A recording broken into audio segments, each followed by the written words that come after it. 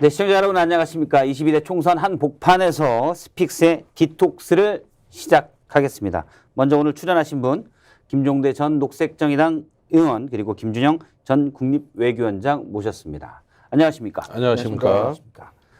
투표는 다들 하셨겠죠? 네. 저도 오늘 했는데 저도 오늘 했습니다. 쭉 명단에 이렇게 사인을 하잖아요. 본투표를 하게 되면 사인을 하는데 거의 꽉 찼더라고요. 아니 저는 원래 사전 투표를 저는 이제 우리는 지역당이 없으니까 지구당이 없으니까 이제 전국을 권역별로 나눠서 근데 제가 경남북을 맡았는데 이제 팀이 상징적으로 같이 사전 투표를 경남 울산에서 하기로 했는데요. 제가 방송하고 났는데 저만 빠졌어요. 그래서 저는 오늘 아침에 가서 했습니다. 네. 지금 김준영 전 외교원장은 조국혁신당의 비례대표 후보로 올라 있습니다. 먼저 말 조심해야 됩니다. 저는. 먼저 지금 오후 현재 시각의 투표율을 보도록 하겠습니다. 투표를 보면 오후 3시 기준이 들어와 있나요? 오후 3시 기준으로 59.3%입니다. 전국으로 59.3%고요. 높은 곳을 여기는 이제 지난 31%가 넘었던 사전 투표가 포함된 숫자입니다. 서울이 60.6%, 그리고 대구가 55.8% 조금 낮은 편이고요.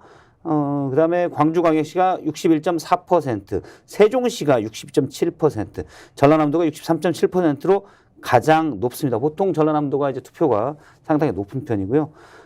제주가 55.3%고요. 좀 낮고요. 경상북도가 58.7%, 경남이 60%, 그리고 부산은 59.2%입니다. 대구와 제주가 좀 낮고 역시 뭐 관례적으로 호남 지역이 좀 높았는데 호남 지역이 좀 높은 상황을 보이고 있습니다. 서울이 평균보다 조금 높습니다. 경기는 58.6%로 조금 낮고 요건 어떻게 보십니까? 네, 전반적으로 보니까 뭐 다 그런 건 아닙니다만은 아무래도 조금 보수 강세 지역의 투표율이 낮고, 좀 어떤 리버럴, 약간 좀 개혁 진보가 조금 강세인 지역은 투표율이 높은, 유의미한 뭐 현격한 차이는 아닙니다. 그러나 대체적으로 그 흐름들은 조금 나타나는 것 같아요. 그리고 이제 오늘 선거 지금 투표 중이기 때문에 오늘은 저희가 좀 말을 조심해서 하도록 하겠습니다. 말 조심하라고요? 아니 의원님한테 말 아니 이 정도야 할 수 있는 거죠. 그 정도 할 수 있죠. 제가 말하다 보니까 이게 누가 유리하냐 불리하냐 하려다 보니까 혹시 선방이가 여긴 유튜브라 괜찮군요. 괜찮다니까요. 그럼 그냥 하겠습니다. 왜? 괜찮은데 뭐. 김종대 의원님이 보증해 주시는데 뭐. 저기는 보증 효과가 없어요. 근데 뭐 막아주지도 않을 거예요. 아무튼 여기는 방심이 대상이 아닙니다. 네. 알겠습니다. 일단 현재 투표율 제가 지난 총선, 지난 대선 투표가 비교를 하면 지난 총선에는 이 시간 현재 56.5%였습니다. 그래서 2.8%포인트가 더 높고요. 지난 대선, 2년 전 대선은 68.1%였습니다. 이것과 비교하면 약 9%포인트가 낮습니다. 원래는 66% 지난 총선도 이례적으로 높았는데 이번에 높을지 어떨지 뭐 70%를 깨냐 뭐 이런 전망들도 나오는데 김준영 교수님은 어떻게 보십니까?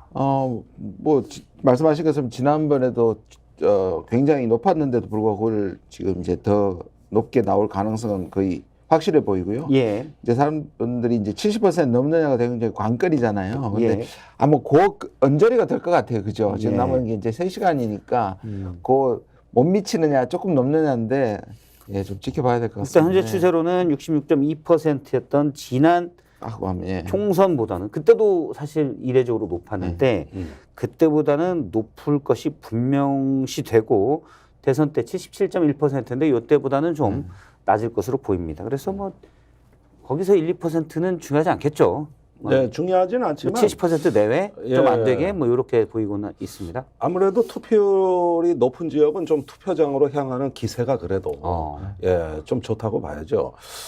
옛날에 김대중 총재 시절에 그런 일이 있었어요. 호남이 항상 결집을 하니까 영남에 견제를 받는다. 그래서 일부러 오후 4시 이후에 나가서 투표하자.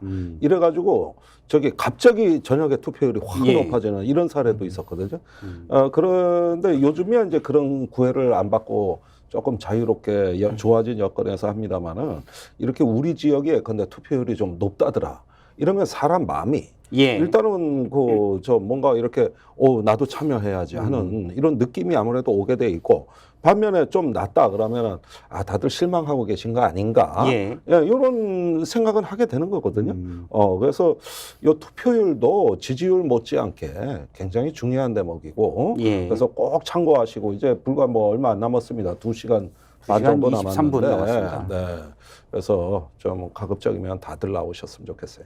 예, 일단 호남 지역 투표율이 높은 것은 뭐 늘 많이 그랬고요. 늘 그렇지는 않았죠. 그렇죠.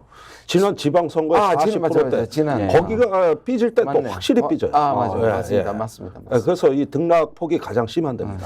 원래 이제 대선은 다르죠. 대선 어차피 전국 투표이기 때문에 다들 내 표가 영향력을 끼친다라고 생각하는데 지방선거나 총선에 있어서는 호남이나 특히 광주 전남 그리고 대구 경북 지역은 내가 안 해도 뭐 이 후보가 되지 않겠냐 이런 심리가 좀 강하잖아요. 사실 바쁜데 뭐 안 해도 굳이 안 해도 뭐 이쪽 당 후보가 될 거야. 이게 이제 대구 경북 지역이나 광주 전남 호남에서는 약간 심한 경향이 있는데 그래서 지난 지방선거는 투표율이 이례적으로 낮았습니다. 호남 지역이 그건 이제 민주당이 실망했다. 그렇습니다. 당시 그런 부분이 많은데 이번엔 높은 것 보면 여기에는 뭔가 이제 뜻이 있지 않겠냐. 거기에 이제 저희 당 입장이 사실은 연결돼 있죠. 왜냐하면 그 지역 투표가 예를 들어 이제 호남에서 충분히 이제 이길 승산이 있어 나는 안 나가도 된다고 생각하겠지만 비례에서는 이게 마치 대선처럼 전 전국의 득표율이 중요해지기 때문에 저는 그것도 영향을 끼친다고 생각합니다. 그러면 김준영 후보님을 이렇게 비례 대표로 만들어 드리기 위해서 호남이 결집했다. 아니 뭐 그건 거기까지는 아니에요. 뭐 그렇게 생각하셔도 돼요. 뭐 본인 입으로는 말씀 못 하시겠지만 근데 제가 호남에 대해서 이제 재작년에 갔을 땐 솔직히 썰렁하고 힘들었습니다.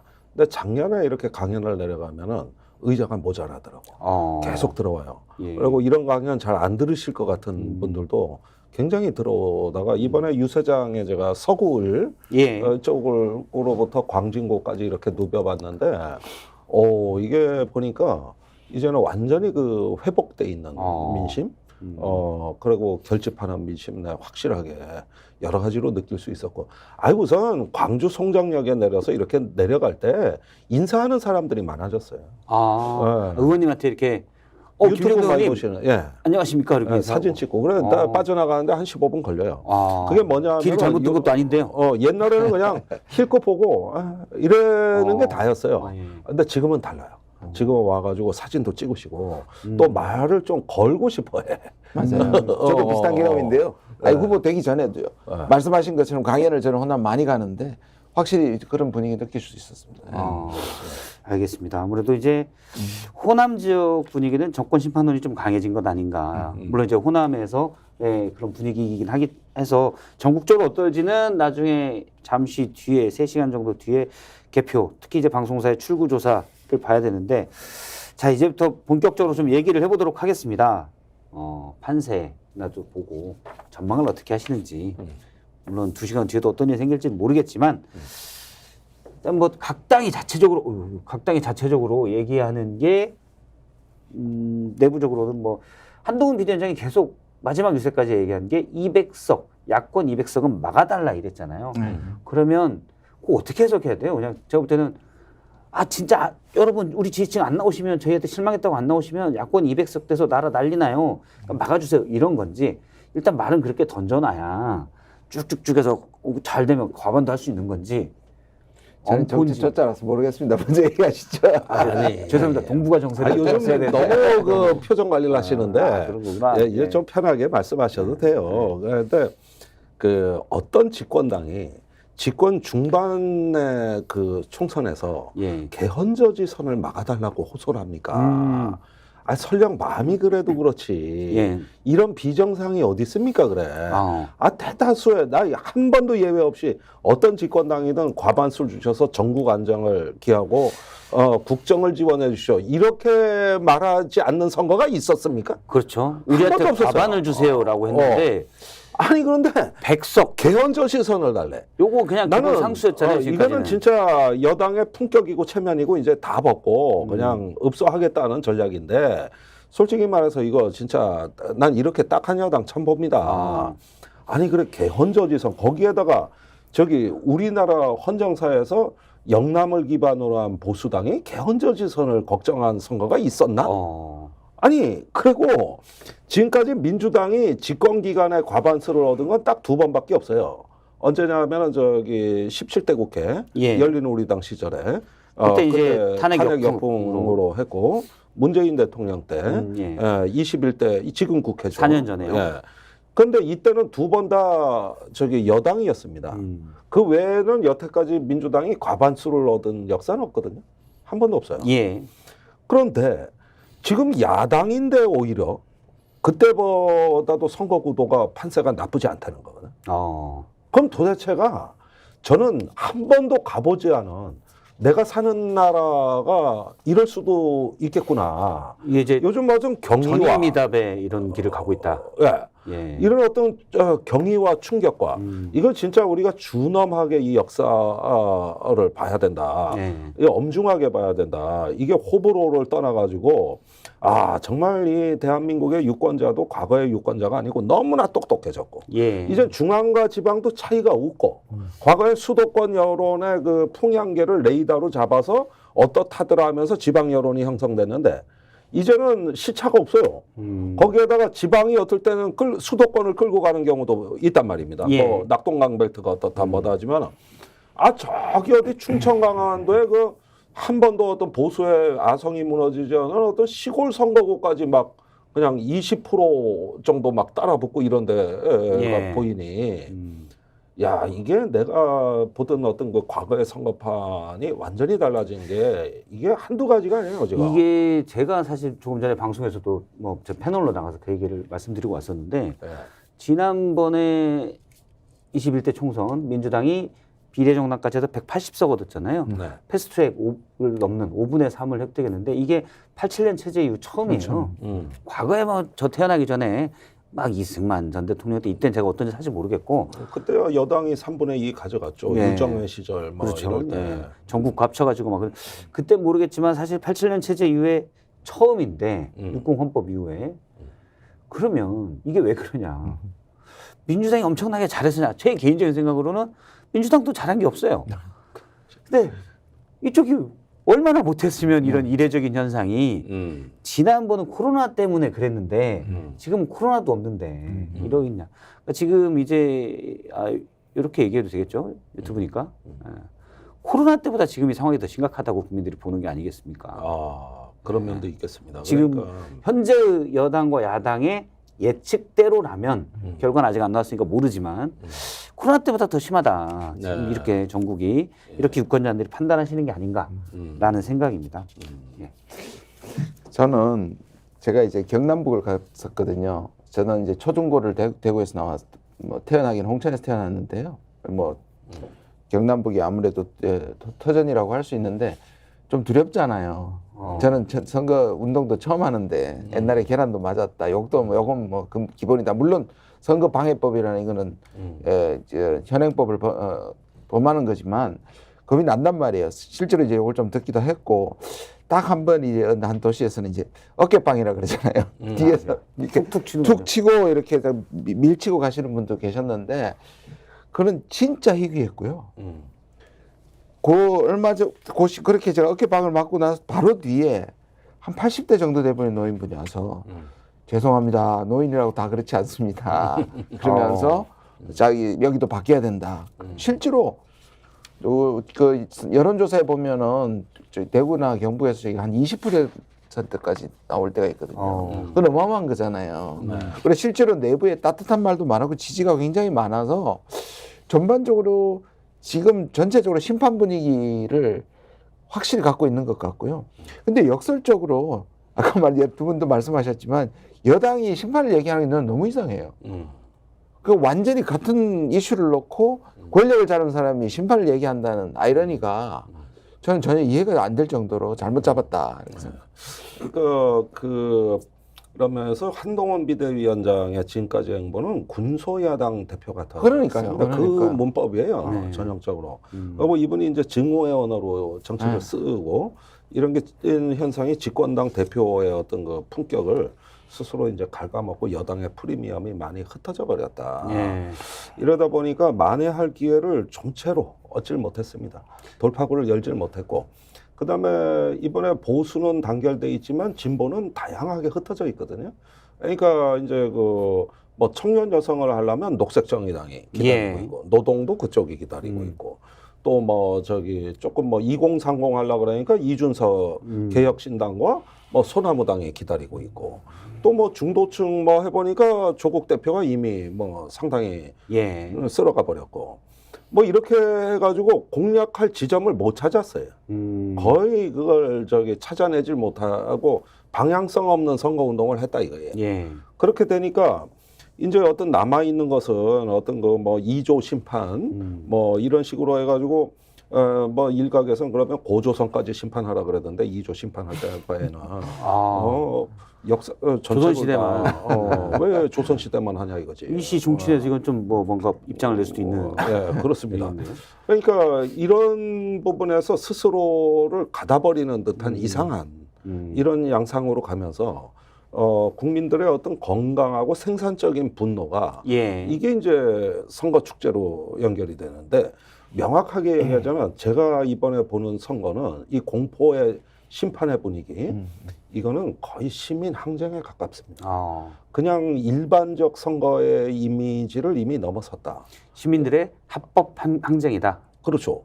그러니까 우리가 뭐 수없이 많은 민주항쟁의 역사를 써왔습니다만은 선거 기간에 그런 어떤 항쟁의 양상으로 이렇게 어떤 그 심판 운동이 전개되는 듯한 이런 양상은 이제 이제 제도 바깥에서 있었던 시민들의 자발적인 혁명과는 또 다른 이것은 이제 제도적 혁명이라고나 할까? 이런 면에서 이거는 선거의 모습을 일탈한 일종의 거의 시민 항쟁에 가깝다. 그러니까 여기서 중요한 거는 우리가 이 선거를 통해서 어떤 교훈을 남길 것이냐가 굉장히 중요해졌어요. 이제 얼마 전까지만 하더라도 일단 이기고 보자였거든요. 그랬는데 옛날에 박근혜 대통령도 일단 탄핵하고 보자였거든요. 그런데 그러면 민주주의는 저절로 온다고 믿었거든요. 근데 그 이후로 벌어진 퇴행과 윤석열 정부의 탄생 이런 것들을 보면은 이번에는 양상이 다르게 심판을 하고 우리가 했기 때문에 이 선거의 교훈을 이젠 준엄하게 받아들이고 선거 이후에 더욱더 많은 공론, 토론 이런 부분이 치열하게 전개돼서 이제 하나의 어떤 이 무언가 어떤 역사적인 교훈을 남길 수 있는 이런 어떤 항쟁의 의미에 맞는 의미 부여가 필요하다고 저는 봐요. 근데 좋은 지적이신 것 같습니다. 굉장히 중요한 지적을 하셨는데요. 요즘에 이제 민주주의 학자들이 얘기하는 게 대부분 이제 이 청중 민주주의로 전락했다는 거잖아요. 그래서 실제로 선거는 전 세계에서 이렇게 많은 나라에서 자유로운 선거를 한 적이 역사적으로 없을 만큼 많은 나라에서 하는데 그 다음에 정치적 영향력이나 효능감에서는 완전히 떨어지는 청중으로 전락하잖아요. 근데 지금 말씀하신 것처럼 항쟁의 성격을 띌 뿐만 아니라 지금 감시하겠다고 전략투표를 하고 이걸 보겠다고 얘기하고 자기 표의 효능감을 보겠다는 압박. 그러니까 저는 지지도 고마웠지만 아주 많은 사람들이 그 얘기를 해요.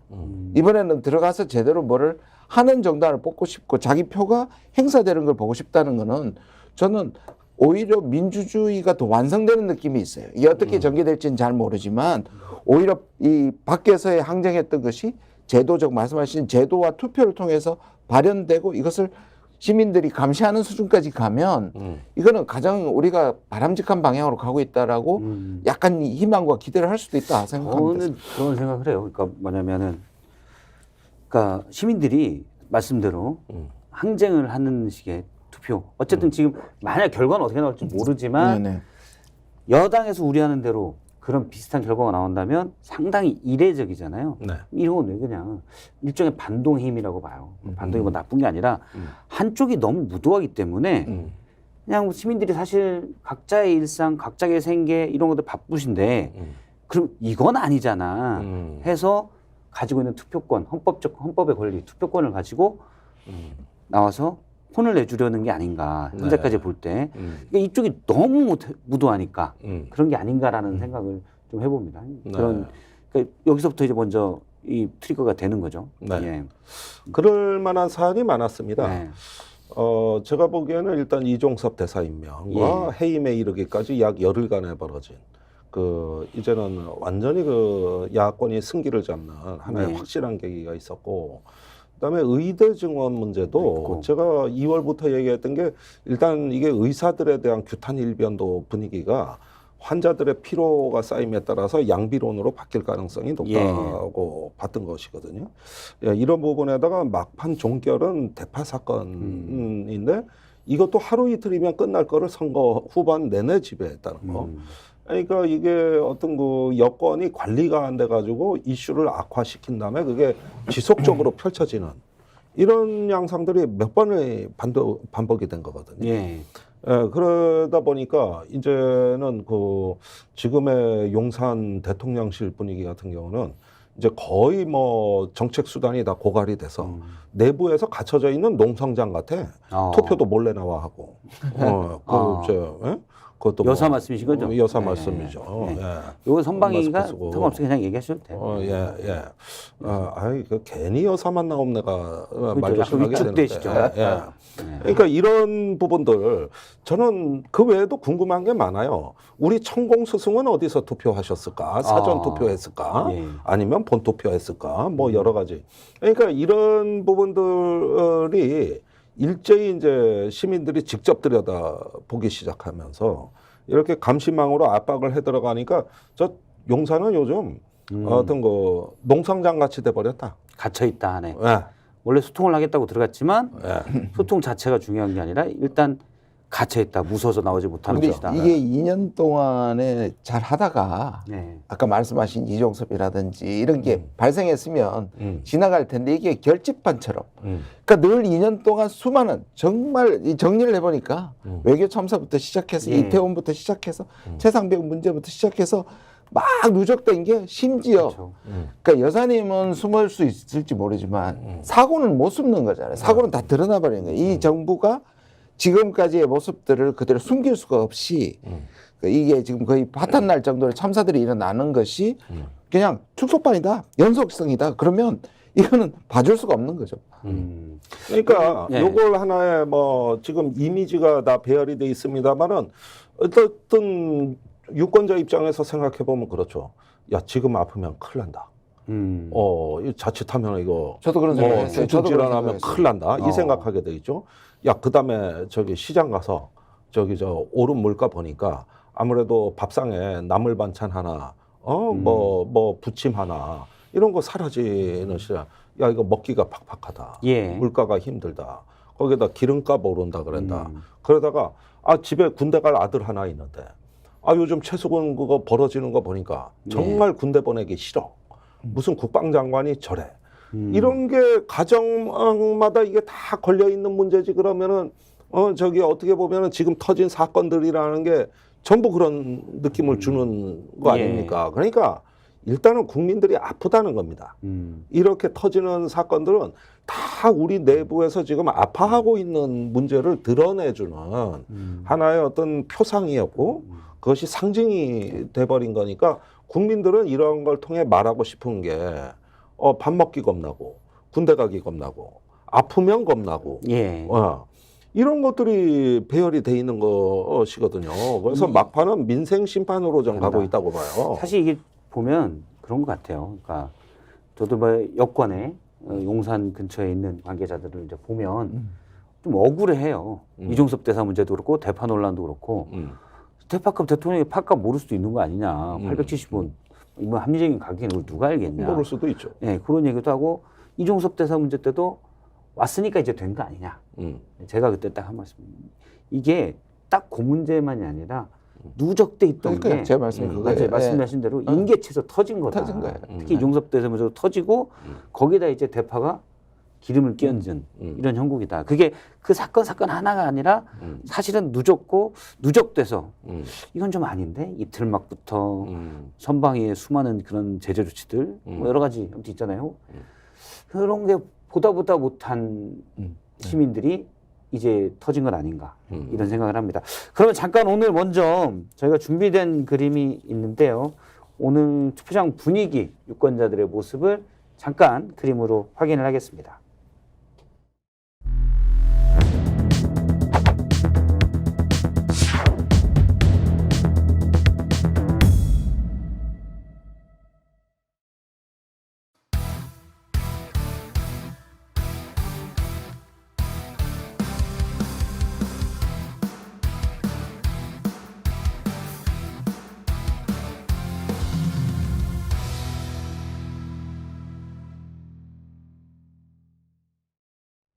예.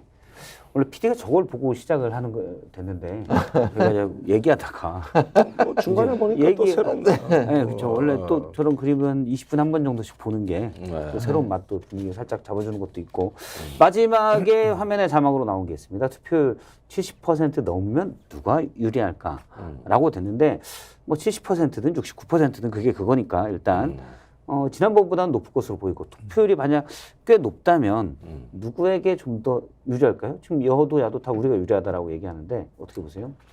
아니 심판이 지금 어찌됐든 심판이라는 것이 큰 주제고 아까 민생 심판이라고 말씀하셨으면 그리고 아까 높아진 국민의 수준이 전략적으로 판단을 하는 거잖아요. 예. 그러니까 습관이나 예전에 무슨 지연이나 이런 것 때문에 하는 게 아니라면 저는 아무래도 이 투표율이 올라가면 지금의 반윤 전선이 더 강화되는 것이고 지금 정부에 대해서 반대하는 거니까 저는 진보 쪽이 유리하다고 보고요. 특히 이 사전 투표가 높았다는 부분은 저는 그것은 확실하게 야당에게 유리하다고 생각합니다. 예. 예, 뭐 단연 지금 투표율의 양상 뭐 오후 3시까지 봤을 때 호남이 전체 선거율을 끌어올리는 맨 앞에서 예. 어떤 끌개 역할을 하고 있는 양상이 확실합니다. 그 뒤에를 수도권이 따라가고 있고 맨 뒤에 이제 대구 경북이 있는 이런 양상이에요. 그러니까 지금 호남의 어떤 정치 관여 열기가 수도권보다도 오히려 더 앞서고 있다는 이런 부분들이 이제 드러납니다. 이렇게 돼서 투표율이 한 70% 선에서 만일에 마감이 된다면 이 구도로 마감이 된다면은 이거는 뭐 확실한 정권 심판이 이제 다 이루어지는 상황이라고 봐야 되겠고. 거기에서 이제 우리가 가장 낙관적으로 야당의 의석을 예상할 수 있는 시나리오가 현실감이 실린다. 그렇게 좀 봐야 되겠습니다. 그런데 과연 그럼 70%까지 갈 것인가가 문제인데, 사실 저는 이게 아직까지도 70%가 과연 될까 하는데, 지금 오전에는 분명히 비관적이었어요. 그러니까 오전에는 지난 총선보다 총투표율이 낮았거든요. 그런데 오후 한 2시경부터 갑자기 이게 치솟았어요, 지금. 그러더니 3시가 되니까 지난 총선보다 3% 이상 높아요. 그러니까 이게 뭐지? 갑자기 오후에 좀 봄바람이 차갑긴 하더라고. 그래서 그런가? 일단 이제 사전 투표를 하시고 오전 일찍 투표하시는 분들은 뭐든 일찍 끝을 내가 할 일부터 먼저 끝내놓는다.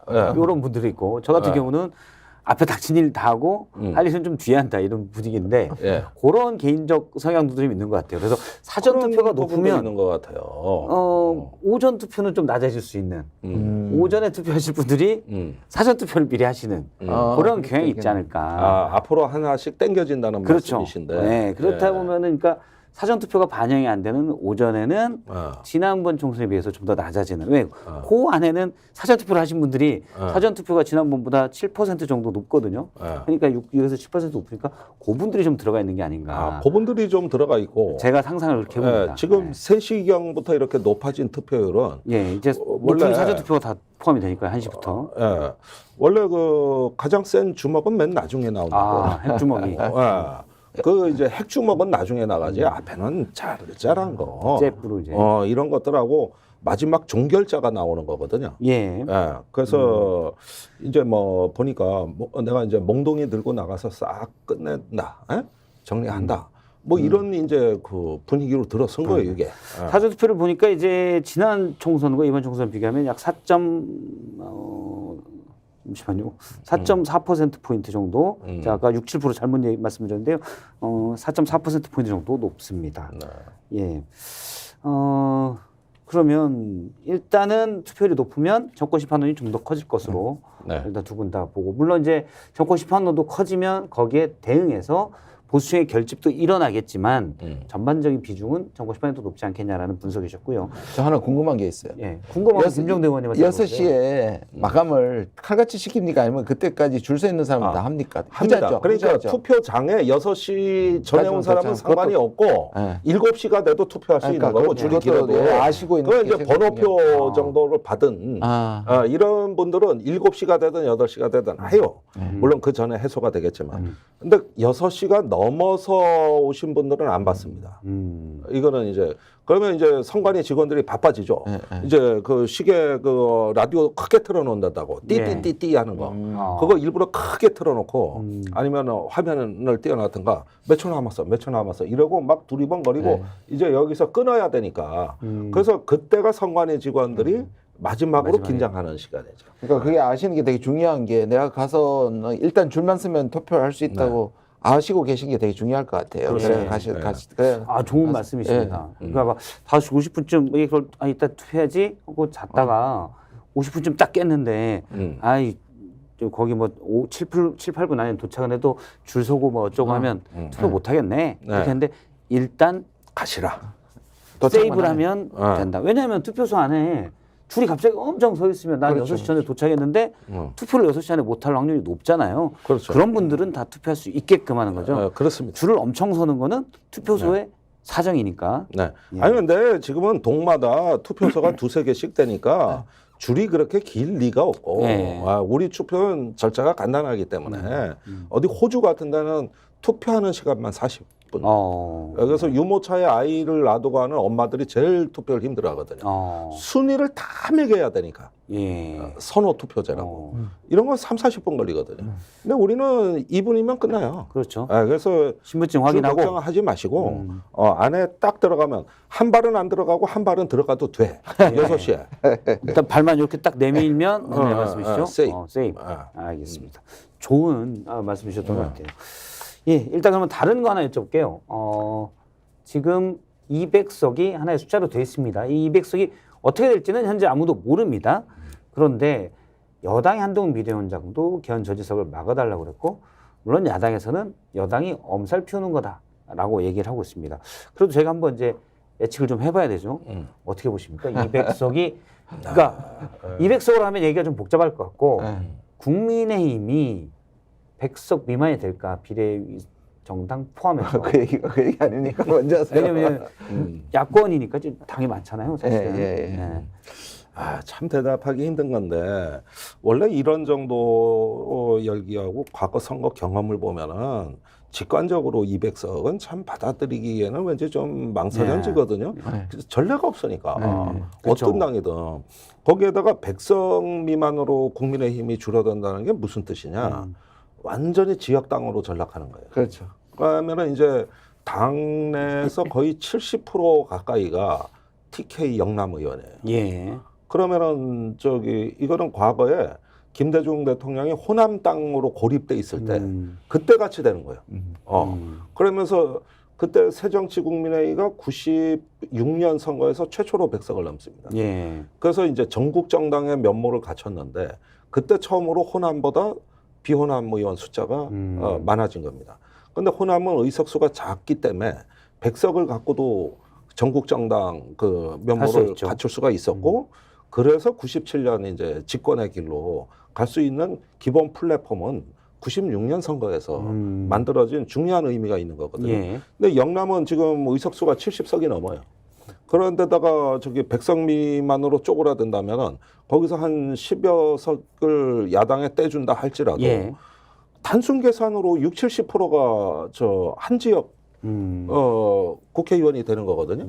그러면 모든 당직, 뭐 어떤 당 지도부, 의사결정 모든 게 다 그냥 TK의 중심으로 지역당으로 다 들어가고. 그럼 약간 악순환이 될 수도 있겠네요. 그리고 지금도 사실은 당원 숫자의 대구 경북이 압도적으로 많기 때문에 당비 내는 권리당원이 국민의힘은 대구 경북인데다 당원 분포도 그래. 그러면 어떻게 되냐면은 다음 대선이 위험해져요. 대선 치 이번에도 그 국민의힘이 이렇게 전략이 붕괴된 원인 중에 하나로 꼽는 것이 국민의힘 선거 상황실입니다. 거기에 실장, 부실장 3인이 다 TK입니다. 그래가지고 이번에 그 사전투표를 자제해달라라는 그렇죠. 메시지를 부실장이 냈었죠. 그런데 이상한 메시지나 이런 게 우리가 보기에 이상하지 저게 대구 경북 정서였던 거예요. 그러니까 막 뭐 한동훈 위원장이 박근혜 대통령 찾아가고 대구 경북 내려가고 이런 일정이 초반에 돋보였던 거 아닙니까?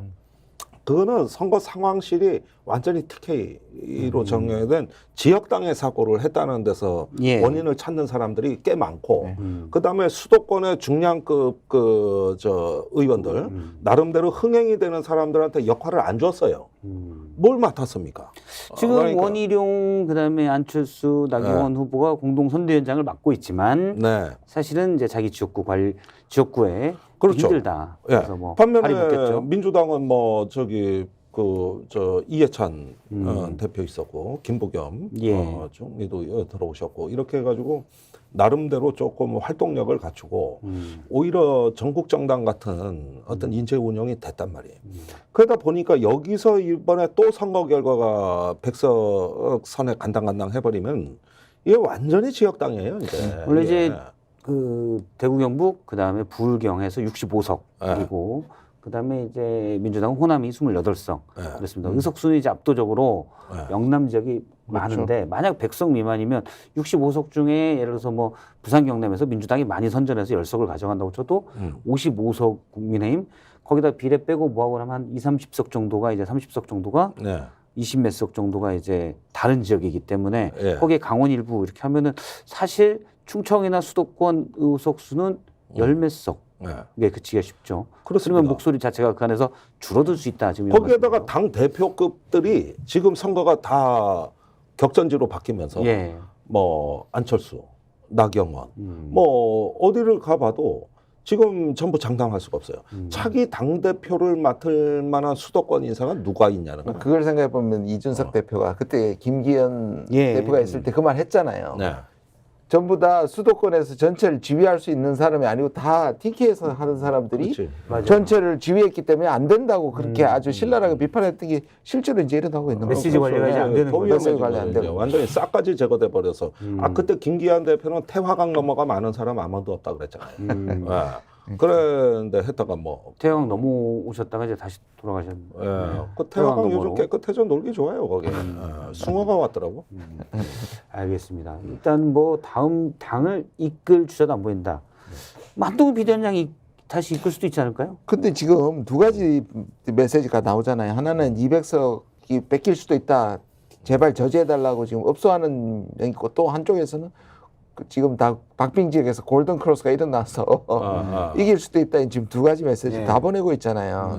그러니까 이런 것 같아. 한쪽은 원래 이제 뭐 절부터 시작해가 업소 전략이 하나의 지금 보수당의 하나의 전통처럼 되어 있고, 그다음 한쪽에서는 지금 나와야지 한 표라도 이길 수 있다는 것들을 이제 불러서 사실상 보수 지지 세력들이 나오게 하는 두 가지인데 이게 사실 약간은 부딪히는 메시지이잖아요. 근데 제가 볼 때는 지지층 어떻게든 나오라.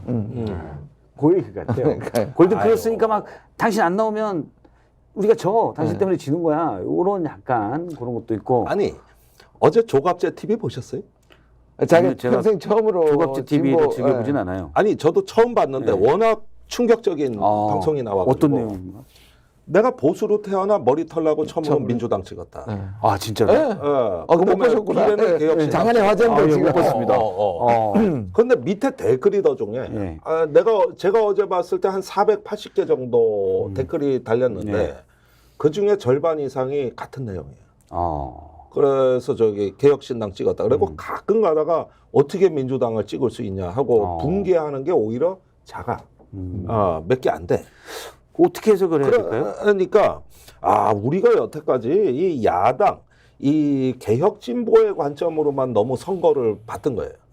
그런데 저 사람들이 윤석열 정부에 실망하는 정서를 들여다볼 필요가 있는데 이번에 그 은연중에 보면 좌우가 다 윤석열 정권을 심판하는 분위기입니다. 그리고 이제 두고 보십시오. 그 조중동이 이제 선거 이후에 가만히 있겠냐? 그렇게 우리가 코치해 줬는데, 그렇게 가르쳐 줬는데 이러는 말 안 하겠습니까? 합니다. 그러니까 어제 그러면서 그 댓글 달린 것들 쭉 읽어보면 굉장히 재밌어요. 그런데 이거는 보수도 아니고 말하자면 시정잡배 같은 정권이라고 보는 거고, 그 다음에 국민의힘에 대해서 조갑재 대표의 그 질책 중에 하나는, 아니 한반도 상황이 지금 이제 렁중한데 북한 핵미사일에 대한 얘기를 하나도 안 하고 선거를 치렀다. 그러니까 주로 정책 토론이나 뭐 있으면 맨날 북한 비핵화 그래. 근데 지금 얼마 전에 탄도미사일 그 동해로 날아갔지 않습니까? 또 뭐 IRBM이라고 중거리 미사일을 쐈지 않습니까? 순항미사일 고전에 썼잖아요. 그러면은 이게 야당이 생각하는 대책이 뭐냐? 이거 한마디 안 묻고 선거가 끝나버렸다는 거예요. 그러니까 북한이 사라졌다는데 격분하는 거죠. 우리 가장 기본 가치를 버렸다. 그래가지고 자기가 보기에는 보수지만 이럴 바엔 차라리 내가 민주당을 찍겠다. 이런 제가 궁금해서 여쭤보는데 그게 그러니까 이제 사실은 앞서 제가 이쪽이 너무 무도하기 때문에 이쪽이 반동으로 더 이렇게 하는 정권심이 더 커진 게 있다라고 했잖아요. 근데 그러면 이제 윤석열 정부가 너무 무턱대고 무자비, 무도 뭐 이렇게 갔기 때문에 이쪽에서 더 정권 심판이 불고 세게 올라왔다, 반동의 힘으로. 그렇게 보는 건데, 조갑재 대표가 지적하는 거는 이게 무도한 게 아니라 약하다. 니는 제대로 보수 얘기를 안 하고 있다. 요 얘기 말씀이시죠. 왜냐면 일부각에서 자유통일당이 좀 비례대표도 하고 뭐 그런 것도 그런 맥락에서 있어서. 아니 그런데 자유통일당은 이제 그쪽은 조금 얘기가 다르지만 일단은 정통보수 입장에서 윤석열 정부는 일탈된 정권이라고 보는 거예요. 깜냥이 안 된다고 생각하는 것 같아요. 그렇게 보는 거기 때문에 이건 태극기 촛불이 사실 같은 입장인 겁니다. 그래서 실제로 태극기 촛불 연합 집회도 열렸잖아요. 조갑재 대표하고 앉은 거라고 해서 여러 번 했잖아요. 근데 이런 부분에서 그 뭐가 보수하고 일탈돼 있느냐? 일단 자유주의자 시각에서는 시장 논리를 고려 안 하고 찍어 누르는 폼이 꼭 권위주의 정권 같아 보인다는 게 마음에 안 들고. 말로는 자유를 제일 많이 얘기하시는데. 아니 그런데 부분은 검사의 자유고 이 부분이 나는 조국혁신당이 지금 진화하고 있다고 보는 게 시민권 개념 내놓으신 거 말입니다. 이게 이제 그 윤석열의 자유권과 조국식 시민권의 충돌이 사실 시대 정신이 돼버린 거예요. 거기서 얘기하는 자유권은 가장 그거에 걸맞는 모델은 칠레의 피노체트 정권입니다. 그 아옌데를 뒤집어 엎고 거기서 했던 그때 모든 노동조합 탄압하고 언론 탄압하고 했던 게 기업의 자유, 그다음에 시장을 정치로부터 보호하겠다는 이걸 했고 대처 수상이 거기에 뿅 간 거라고. 그래가지고 이제 하이에크 책 읽고 뭐 그리고 이번에 뭐 대통령의 밀턴 프리드만의 뭐 자유론 뭐 이런 것들 해가 선택할 자유 이런 것들 해가지고 철저하게 피노체트식 그 자유권을 해 왔는데 그걸 추종해 왔는데 24번 민생 토론하면서 갑자기 거대 정부가 돼버린 거예요. 꼭 시진핑하고 푸틴 같이 돌변한 거예요. 그러니까 보수 입장에서 보면은 이런 것들은 비논리적인 거고. 그런데 이제 조국식 대응 담론이라고 하는 건 뭐냐 하면은 무슨 소리냐? 시장에는 권력이 개입하고 시민이 시장의 실패를 개입하러 들어와줘야 된다는 거지. 시장은 성향이 아니라고 보는 이건 시민권 우선 개념이라고. 이 두 개 사상이 충돌하는 거고 이게 앞으로 22대 국회에서 가장 접점이 되는 거란 말이에요. 어떤 철학적 기반에서. 그렇습니다. 근데 철학적 기반이 이제 그 철학적 기반이 이건 것 같아요. 이제 이 피노체트도 하고 유사하지만 사실 미국의 네오콘들하고 세계관이 굉장히 유사해요. 제가 조국 혁신당을 선택한 이유도 그런데요. 기본적인 철학가는 네오콘들은 선악의 개념입니다. 흑백론의 개념입니다. 그러니까 악마와 그 검사와 피의자. 그다음에 여기 동맹에서도 선한 국가들, 우방국들. 그렇죠. 저쪽에 중국, 러시아, 뭐 북한, 이란 같은 악한 집단인 거죠. 그래서 이쪽의 자유를 가지고 저쪽을 괴멸시켜야 된다는 세계관을 갖고 있잖아요. 그게 꼭 검사가 피의자를 보는 거하고 똑같거든요. 이거는 강자의 자유지 예. 이게 이제 시민권을 보호하고 보통 사람들의 자유가 전혀 아닌 거예요. 그러니까 이런 악이 될 만한 것들을 다 처단해야지. 보시면 이 윤 대통령의 세계관이 뭐 노조, 반대파, 야당 이런 사람들은 다 지금 의사 예. 이런 다 쓸어버려야 되는 사람들이거든요. 제거해야 되는 것이기 때문에 그래야 세상이 좋아진다고 생각하는 게 미국의 극우 네오콘과 너무 많이 닮아 있습니다. 사실 세상은 수많은 이해관계, 수많은 개인들, 각 조그만 사회들이 이루어져 있고 각자가 다 다르잖아요. 근데 그걸 이분법으로 재단해서 한쪽의 자유를 이쪽이 침해하고 있다. 라고 또 얘기해버리면 근데 또 이쪽 사실은 복잡하게 얽혀있기 때문에 되게 여러 얘기도 듣고 고민도 하고 그래야 되는데 좋아 빠르게 가시니까 그 고민할 시간이 좀 없지 않았나. 그렇죠. 많이 부족했죠. 그러는데 거기는 자유의 본질을 그렇게 협소하게 이해하면서 일단 하면서 어떤 조국 대표가 얘기한 그 사회 연대 임금제는 그 우리 20년 전에 민주노총이 추진하던 정책이었는데 실패했습니다. 그러다가 5년 전에 쌍용 자동차에서 정말 저는 감동적인 노사 합의가 있었다고 보는데 거기서 그 하청업체 그 비정규직의 임금을 보전하기 위해서 본사 대기업의 노조가 임금의 일부를 그 SK 이노베이션도 했었어요. 예. 이런 드문 케이스는 우리한테 엄청난 감동을 주었고 그게 이제 사회 연대 임금제의 희망을 불러일으킨 건데 이게 스웨덴 같은 나라 완전히 일반화돼 있고. 네, 맞습니다. 그래서 노총의 위원장은 집권 3인당의 당연직 최고위원장을 맡으면서 대기업 너무 높아, 좀 깎아. 여기 너무 적어, 좀 올려. 이 조정을 하라고 3인당 최고위원으로 노총 위원장을 보내는 거예요. 여기서 연대임금제란 말이 나온 거예요. 그런데 조국 대표가 공교롭게 그 말을 했는데 최근에 진보 정당들도 이 말을 못 하고 있었던 거예요. 왜냐하면 대기업 노조에 의존하는 바가 크기 때문에 이건 조금 부끄러운 얘기입니다. 그런데 그러다 보니까 당장 대기업은 여기에 반발할 가능성이 커요. 근데 설득이 이제 있어야 되는 거고 그러다 보니까 조국 혁신당에 지금 노동 뭐 이런 청년 후보가 사실은 좀 누락돼 있습니다. 그래서 앞으로 녹색정의당이라든가 어떤 그 사회민주당이라든가 이런 데하고 연대를 하셔야 되는 이유가 맞습니다. 그 시민권 개념의 확장을 위해서는 맞습니다. 새로운 진보의 재구성으로 지금 정치 개편을 해야 되거든요. 그 부분을 얘기를 일단 했다는 게 중요한 거죠. 말을 했다. 저는 개인적으로 그 정책은 약간 이거는 좀 어렵지 않을까. 왜냐하면 기업들이 다 거대 기업들은 다 글로벌 기업이거든요. 글로벌 기업에서 어떻게 채용하고 어떤 대우를 해줄 것인가 이게 중요하거든요. 그러니까 각자 예를 들어서 뭐 어떤 개발실이나 이런 데 엔지니어들을 채용한다든지.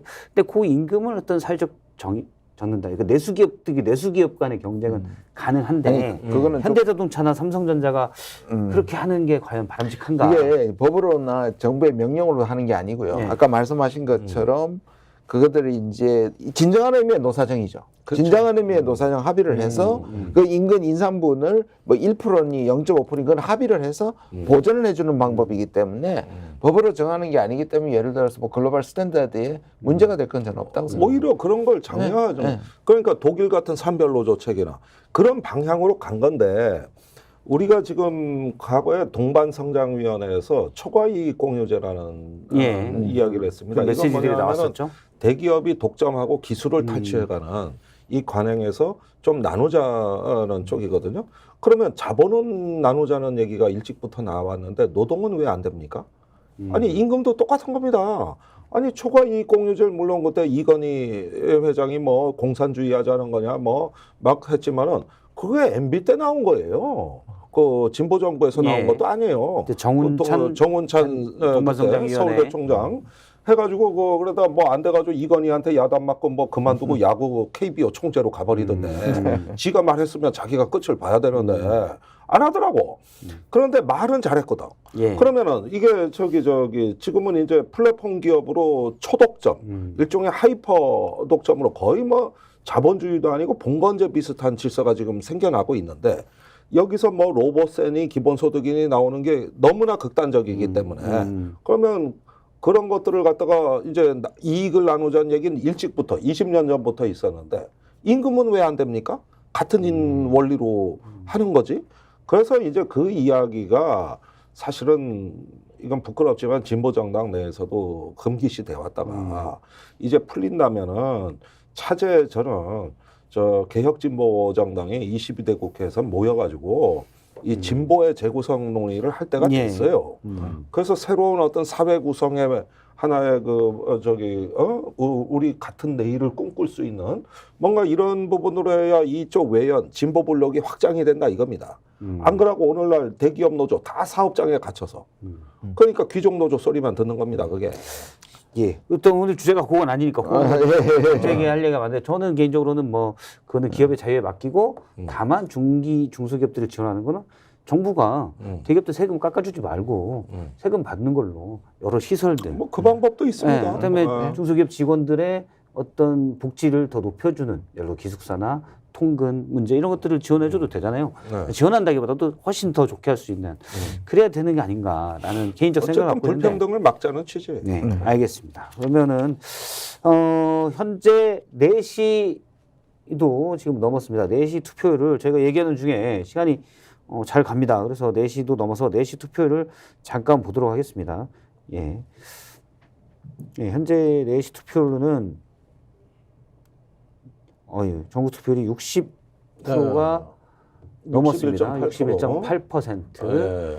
네, 서울 63.4%. 예, 세종이 여전히 높고요. 대구가 평균보다 낮은 모습 보이고 있고 광주 역시 평균보다 높습니다. 예, 경기는 61.3%. 서울이 지금 이례적으로 높고 서울이 한강벨트에 격전지가 많은데 그런 것들이 좀 영향을 미치지 않았나라는 생각을 해봅니다. 예, 이 시각 투표율은 4시 기준입니다. 8%. 충청이 세종을 제외하고는 평균보다 조금 낮은 모습. 전남이 65.5%입니다. 경북이 60.8%로 평균보다 조금 낮고요. 제주도 57.5%로 낮은 모습인데 제주는 이제 민주당에게 새 지역구가 다 유리하다라는 분석들이 많이 있었는데 한동훈 비대위원장이 지난번에 4.3 때도 찾지는 않았었고요. 그런데 투표율은 낮은 모습입니다. 현재 4시 기준 투표를 받습니다. 61.8%까지 꽤 많이 올라왔습니다. 70% 넘기는 쉽지 않아 보이네요. 그죠? 2시간 남았는데 증가율을 보면 그죠? 예.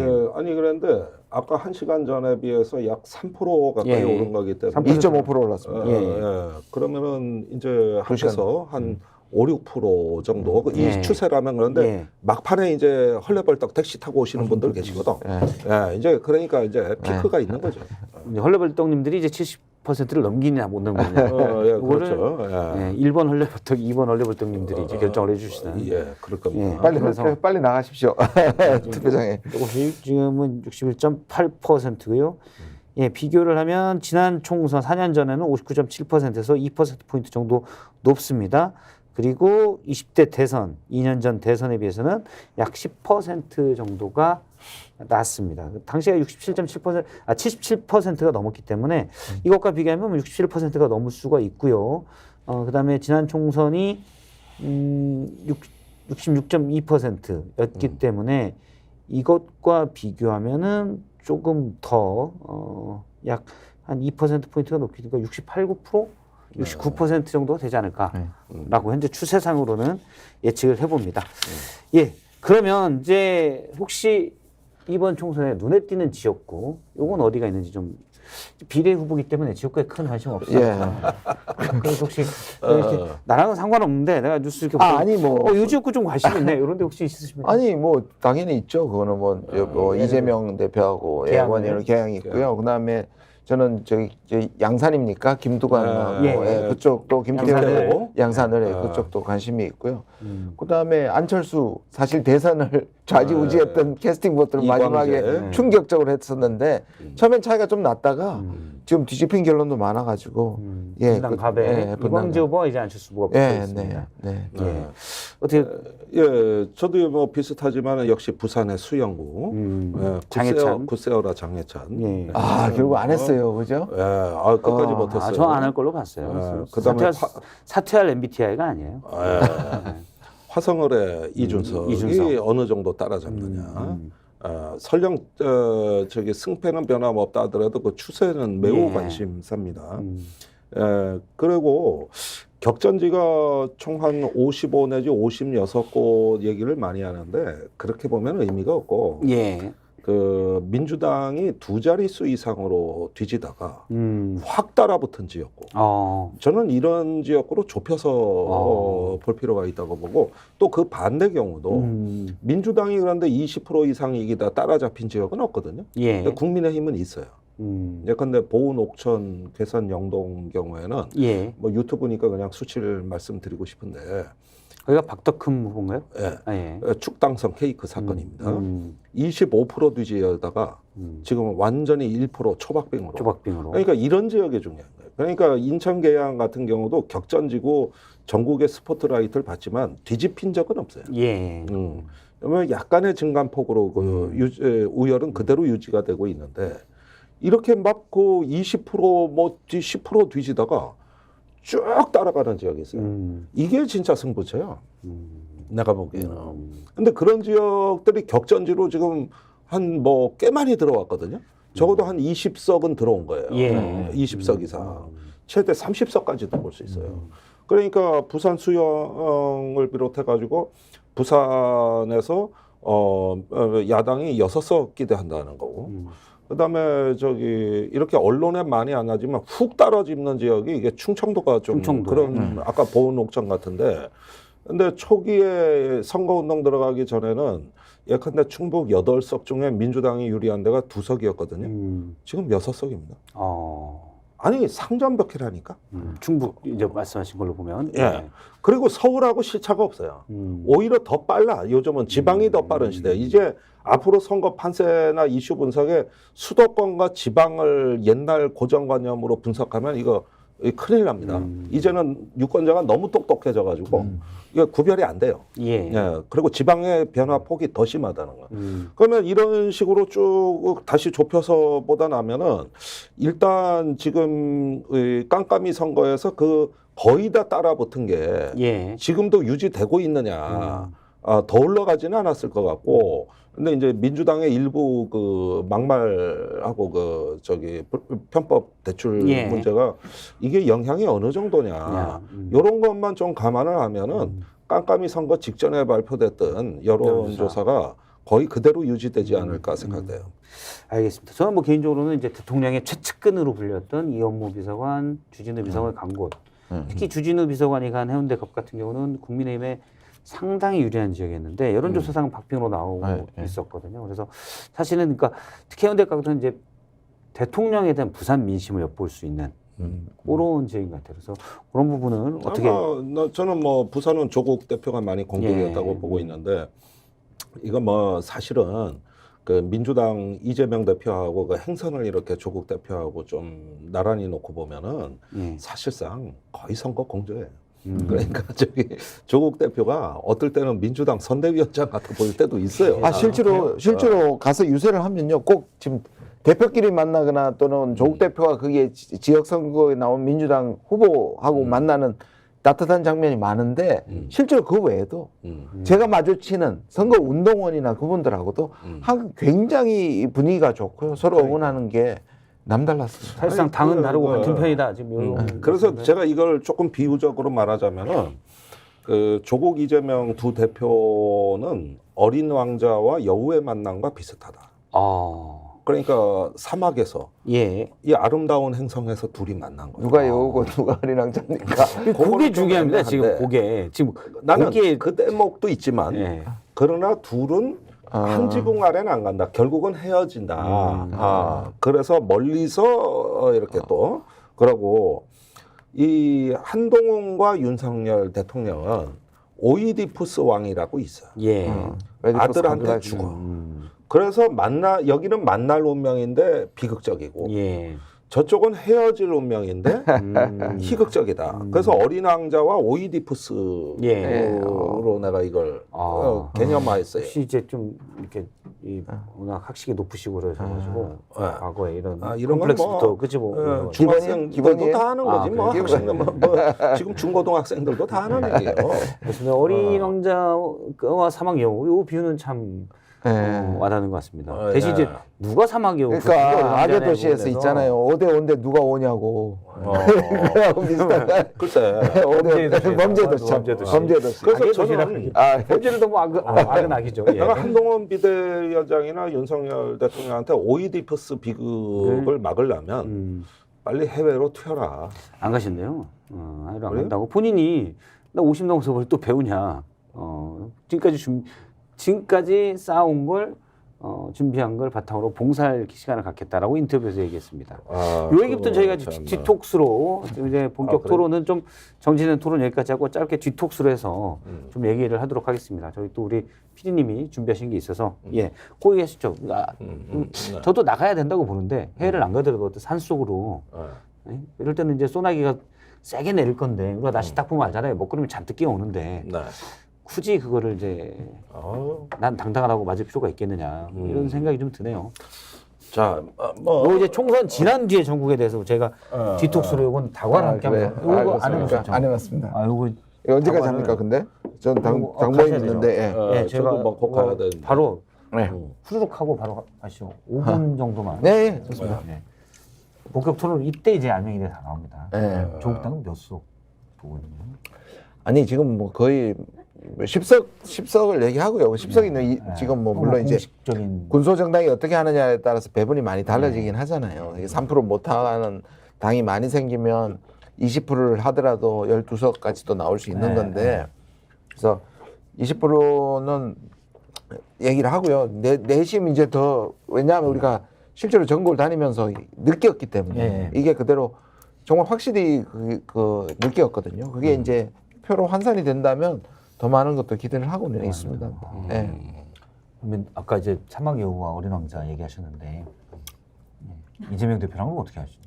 나중에 가시면? 아니 이걸 자꾸 어떻게 보면 처음에는 오히려 민주당 표를 깎아먹고 진보를 흔들 당으로 봤잖아요. 존재로 봤잖아요. 조국혁신당을. 그러다가 이게 전체를 중도도 끌어내고 전체 시너지 효과가 나니까 그다음부터 이간질 시키기 시작했잖아요. 그런데 이간질이 이렇게 안 먹힌 적이 없을 정도 이간질이 제대로 안 먹혔어요. 이간질 하는 담론들을 막 쏟아내는데 그게 실질적 영향을 안 끼쳤어요.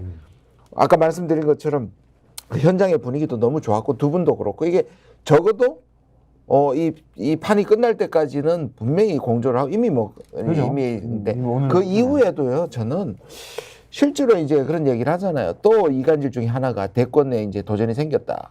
진보의 이재명의 거의 독주였다가. 근데 실제로도 제가 봐도 본인은 그렇게 생각하지 않아요 아직. 그리고 그냥 말만 그렇게 하는 게 아니고 그 다음에 저는 제일 마음에 들었던 게 쇠빙선인데 저는 동시에 이제 구명정이라고 생각을 합니다. 근데 이걸 하려는 본진의 도움이 없이는 불가능하잖아요.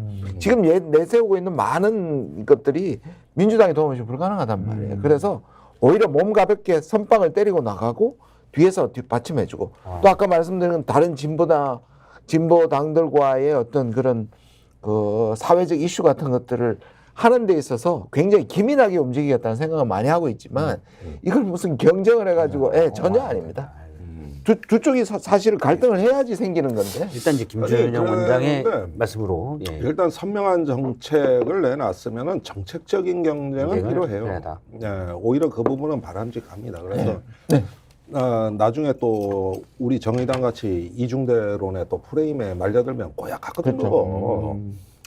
우리는 지금 민주당은 정의당 보고 국민의힘 이중대라 그러고 국민의힘은 민주당 이중대라 그러고 양쪽에서 얻어 터졌어요. 난 3중대라고 하세요. 2중대 아니면 날 착각하는 거다. 우리 3중대다. 아니 개혁에 관한 나는 본부중대라 그러죠. 3중대라고 이제 특수중대. 아니면 수색대. 수색대 괜찮아요. 수색대. 그런데 일단 그런 면에서 정당이 갖고 있는 어떤 자율성과 정당의 이익이라는 거는 존재하는 거거든요. 아무리 공조를 한다 그래도 한계는 있는 거예요. 그래서 내가 둘은 헤어지게 돼 있다고 아까 어린 왕자 얘기를 드렸잖아요. 그리고 그렇게 되는 것이 당연하지. 이게 어떤 흡수 통합이라든가 이런 거를 인상을 주면은 조국당도 상당히 조국혁신당도 그 훼손됩니다. 가치가.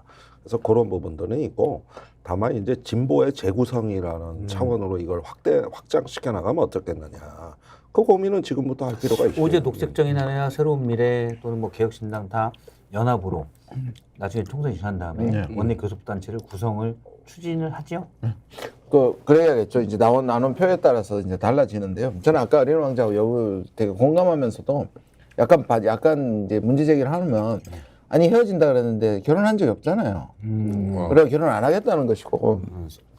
자, 멀리서 동지적 연대감이 있다면 그 동지적 연대감의 진보 나라를 개혁시켜야 된다는 데 있어서 저는 얼마든지 오히려 이거 좋다고 동거를 하거나 결혼하는 것보다는 훨씬 더 지금 서로에서의 부담이 없다고 봐요. 적어도 어찌됐든 3년이 너무 길다지만 3년 안에 이것을 종식시킬 수 있느냐는 엄청난 장애물이 있잖아요. 그렇다면 오히려 서로에게 왜냐하면 묶이면 다른 문제들이 많이 생겨가지고 결정을 못해서 전투력을 상실하잖아요. 그럼 오히려 가장 친한 중국도 둘이 북한에 가면 둘이 싸워요. 그러니까 녹색정의당하고 자주 만나자고 이 얘기지. 내가 공동 선대위원장이고 나도 다 준비하고 있다고. 그것이 다 빌드업 하신 거고요. 저기 저는 이번에 출마를 안 했지만은 앞으로 보궐선거가 무수히 나올 겁니다. 수도권에서. 난 거기 나가려고 안 나간 거거든. 보궐선거 수도권에. 그래서 제가 주변에다가 들어 나가시는 거예요? 이제 곧 반경 70km 안에 그 보궐선거가 어디서 나오는가 잘 눈여겨보라고 내가 당연히 얘기했어요. 반경 70km면 양평까지도 올라가. 양평 저 수원 넘어 홍천도 갈 수 있고. 북한 장사정포 사정거리 아닙니까? 그래서 제가 이 부분은 아니지. 그럼 개성 넘어가니까. 개성 넘어가요. 그건 안 돼. 거기 선거제가 다르니까요. 그래서 내가 그럴 때 이제 큰 당이 무공천하는 지역으로 내가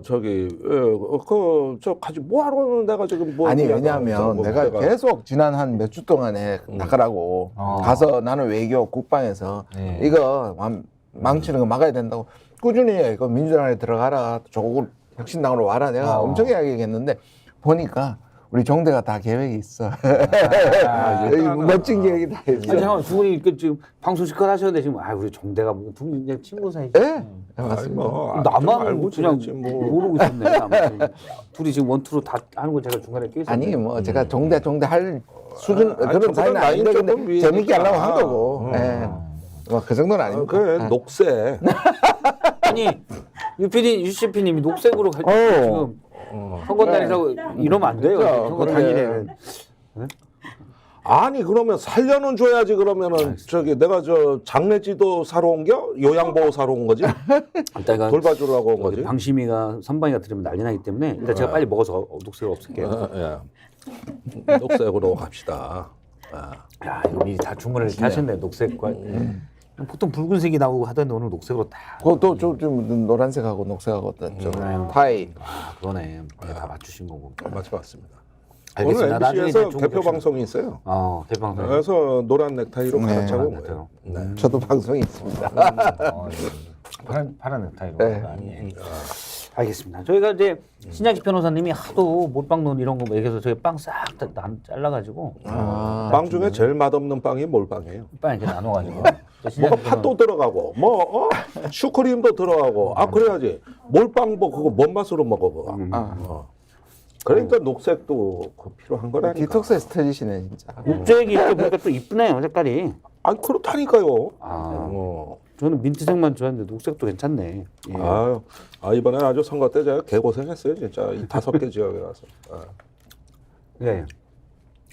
잠시만요. CP님 뭐라고 말씀하신 거예요? 투표 동료. 투표 동료 좀 해달라고요? 안 남았으니까요. 당연하죠. 저희가 투표를 동료하라고 동료하시네. 저렇게 다 제작진하고도 바로 소통하는. 대통령님은 왜 소통을 안 해가지고. 거부권을 거부하는. 그 말 제일 좋습니다. 거부권을 거부한다는 거. 역대 대통령님이 대화라고 하면 말하기와 듣기가 있잖아요. 근데 이제 말하기에 99%가 있고 듣기가 1%. 거기에 가끔 경로 옵션을 넣어가지고 이런 일이 생기고 있는 거 아니에요? 평소에 누구 말을 들어본 적이 없잖아요. 다 자기 말만 하고 검사라서. 그런 게 아닌가라는 생각을 좀 해봅니다. 자, 디톡스까지 얘기해서 마치고요. 우리 또 김주영 원장님 또 가셔야 되고 여기 이제 투표가 1시간 20분 남았습니다. 지금 이 방송을 유튜브로 보시는 분들 지금 가셔서 샤워하고 가셔도 투표를 할 수 있는 충분할 수 있는 시간입니다. 어느 당을 찍든 녹색을 찍든 빨간색을 찍든 파란색을 찍든 오렌지를 찍든 빨간색 빼고 빨간색 뺄까요? 그럼 빨간색은 작게 얘기할게요. 빨간색을 그냥 찍든 볼고 파란색을 족족한 찍든 것만 그 보는 재미로 그냥 공정해야 되니까 저희가 또 그래. 그러니까 일단 음량으로만 제가 조절하겠습니다. 녹색을 찍든 파란색을 찍든 빨간색을 찍든 오렌지색을 찍든 그거는 각자 원하는 정당에 또 투표를 하는 게 또 시민의 권리이자 의무로 봅니다. 투표 다 해주시고요. 오늘 스픽스의 디톡스는 여기서 마치겠습니다. 이제 선거가 끝난 뒤에 그 결과를 가지고 저희가 또 얘기하겠습니다. 알겠습니다. 고맙습니다. 고맙습니다.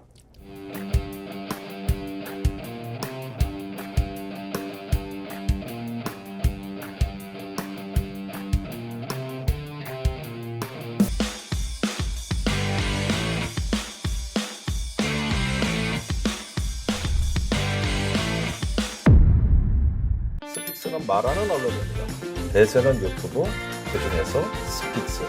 좋아요, 댓글, 구독, 알림 설정. 여러분이 저희를 사랑해 주시고 우리가 여러분을 사랑하는 4가지 방법입니다.